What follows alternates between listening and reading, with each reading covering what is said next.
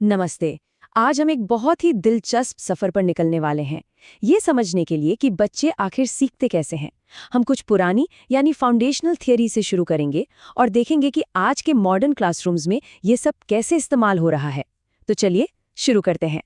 सोचिए, एक बच्चे का मन, ये एक ऐसा रहस्य है जो सदियों से मनोवैज्ञानिकों और शिक्षकों को अपनी ओर खींचता रहा है।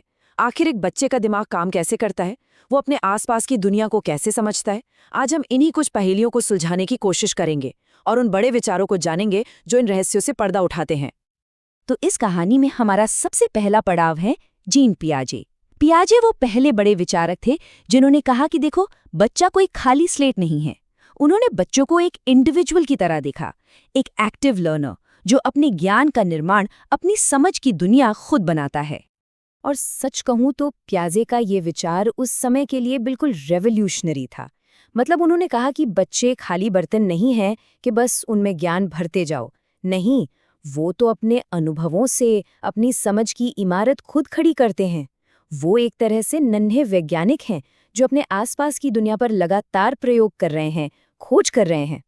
पियाजे ने इस विकास को 4 दिलचस्प स्टेजेस में बांटा, बिल्कुल जैसे सीढ़ी के 4 डंडे हों। सबसे पहले संवेदी गामक अवस्था, जहां बच्चे बस अपनी इंद्रियों से सीखते हैं, छूकर चखकर। फिर आती है पूर्व संक्रियात्मक अवस्था, जहां वो थोड़े आत्मकेंद्रित होते हैं, मतलब दुनिया को सिर्फ अपने नजरिए से देखते हैं।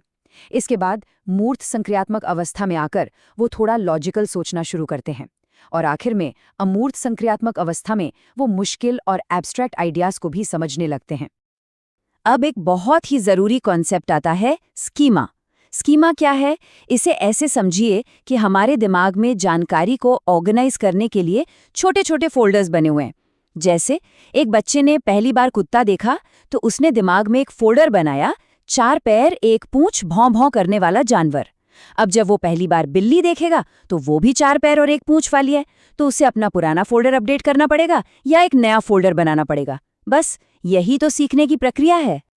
तो पियाजे ने हमें बताया कि बच्चा एक अकेला खोज करता है, एक लिटिल साइंटिस्ट। लेकिन यहाँ एक सवाल उठता है, क्या सीखना हमेशा अकेले ही होता है? क्या ये एक इंडिविजुअल जर्नी है? यहीं पर कहानी में आते हैं लेव वाइगोत्स्की। उनका मानना था कि नहीं, सीखने में समाज का, हमारे आसपास के लोगों का बहुत बड़ा हाथ होता है। तो यहाँ पर हमें इन 2 महान विचारकों के बीच का फर्क साफ साफ दिखता है। एक तरफ है पियाजे, जिनके लिए बच्चा एक नन्हा वैज्ञानिक है जो अकेले खोज करता है, और दूसरी तरफ है वाइगोत्स्की, जिनके लिए बच्चा एक सामाजिक शिक्षार्थी है जो दूसरों से बात करके, सहयोग करके सीखता है। मतलब उनके हिसाब से हम अपने से ज्यादा जानने वालों से, जैसे अपने माता पिता या टीचर्स से, बातचीत करके ही सीखते हैं। वाइगोत्स्की ने एक और कमाल का आइडिया दिया, जिसे कहते हैं स्कैफोल्डिंग। ये बिल्कुल वैसा ही है जैसे साइकिल के साथ लगे ट्रेनिंग व्हील्स होते हैं ना। जब कोई बच्चा साइकिल चलाना सीख रहा होता है तो हम उसे सहारा देते हैं, और जैसे वो बैलेंस बनाना सीख जाता है हम वो सहारा हटा लेते हैं। बस पढ़ाई में स्कैफोल्डिंग का भी यही काम है। ये एक टेम्पररी सपोर्ट है जो लक्ष्य पूरा होते ही हटा लिया जाता है। और जानते हैं, ये जो सामाजिक असर है ये सिर्फ किताबी ज्ञान तक ही सीमित नहीं है। हमारे सही गलत की समझ, यानी हमारे नैतिक मूल्य, वो भी तो समाज से ही बनते हैं। लॉरेंस कोहलबर्ग ने भी यही कहा। उनका एक बड़ा ही मशहूर स्टेज है, अच्छा लड़का अच्छी लड़की वाला। इस स्टेज में बच्चे अक्सर वही काम करते हैं जिससे उन्हें बड़ों से शाबाशी मिले या समाज उन्हें अच्छा कहे। तो ठीक है, हमने ये तो समझ लिया कि बच्चे सीखते कैसे हैं, अकेले भी और समाज के साथ भी। पर अब एक बड़ा सवाल आता है, स्मार्ट होने का मतलब क्या है? क्या बुद्धिमान होने का सिर्फ एक ही तरीका है, एक ही पैमाना? चलिए इस पुरानी सोच को थोड़ा चैलेंज करते हैं। अक्सर जब हम इंटेलिजेंस की बात करते हैं तो हमारे दिमाग में सबसे पहले आता है आईक्यू स्कोर। और पारंपरिक तौर पर 140 से ज्यादा का आईक्यू स्कोर जीनियस या गिफ्टेड होने की निशानी माना जाता रहा है। ये बुद्धि को नापने का एक पुराना और जाना माना तरीका है। लेकिन क्या यही सब कुछ है? 1 मिनट रुककर सोचिए। क्या एक महान संगीतकार या एक कमाल का खिलाड़ी या फिर एक ऐसा लीडर जो सबकी भावनाओं को समझता हो, क्या वो लोग स्मार्ट नहीं है? भले ही उनका आईक्यू स्कोर 140 ना हो। सवाल तो यही है। और इसी सवाल का जवाब लेकर आए हार्वर्ड गार्डनर अपने मल्टीपल इंटेलिजेंसेस के सिद्धांत के साथ। उन्होंने कहा कि भाई इंटेलिजेंस कोई एक चीज नहीं है, इसके तो कई रूप है। कोई भाषा में अच्छा है तो कोई गणित में, कोई संगीत में माहिर है तो किसी का शरीर बहुत फ्लेक्सिबल है। उन्होंने अपनी लिस्ट में प्रकृतिवादी बुद्धि को भी जगह दी।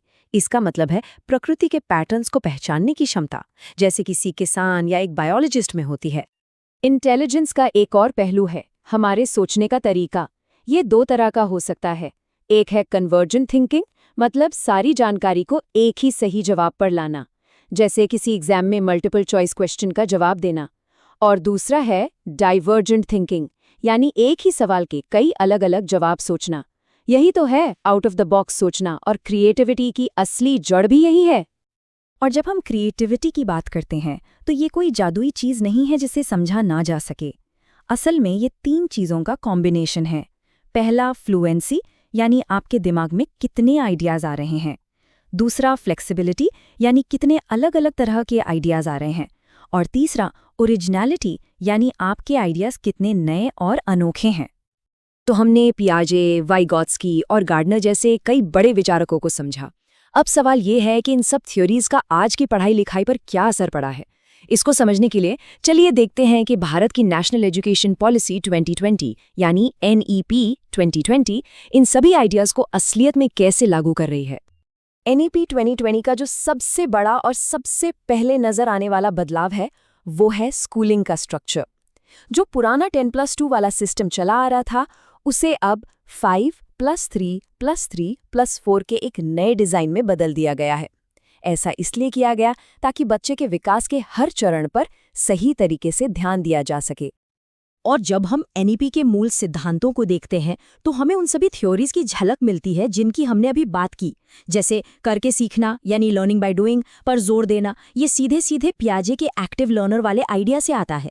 क्लास 5 तक मातृभाषा में पढ़ाने की बात वाइगॉत्स्की के सामाजिक माहौल के महत्व को दिखाती है। और इक्वालिटी से आगे बढ़कर इक्विटी यानी समता की बात करना, ये गार्डनर के मल्टी इंटेलिजेंस थ्योरी को सम्मान देता है। मतलब हर बच्चे की अपनी अलग जरूरतों को पूरा करना। और शायद सबसे ज़रूरी बदलाव है टीचर के रोल में। अब टीचर सिर्फ ज्ञान देने वाला अथॉरिटी फिगर नहीं है, बल्कि एक फैसिलिटेटर है, यानी एक सुविधादाता। वो एक गाइड की तरह है जो बच्चों को ज्ञान बनाने के उनके अपने सफ़र में मदद करता है। ये बिल्कुल वाइगॉत्स्की के स्कैफोल्डिंग वाले आइडिया को अपनाने जैसा है। तो हमने थ्योरी से लेकर प्रैक्टिस तक का पूरा सफ़र तय किया, और ये सब हमें एक बहुत बड़े सवाल पर लाकर खड़ा कर देता है। इन सभी सिद्धांतों को जानने के बाद एक टीचर की असली भूमिका आखिर है क्या? जाहिर है ये सिर्फ सिलेबस खत्म कराने से कहीं ज्यादा है। ये आने वाले कल के विचारकों, क्रिएटर्स और जिम्मेदार नागरिकों को गढ़ने की एक बहुत बड़ी जिम्मेदारी है।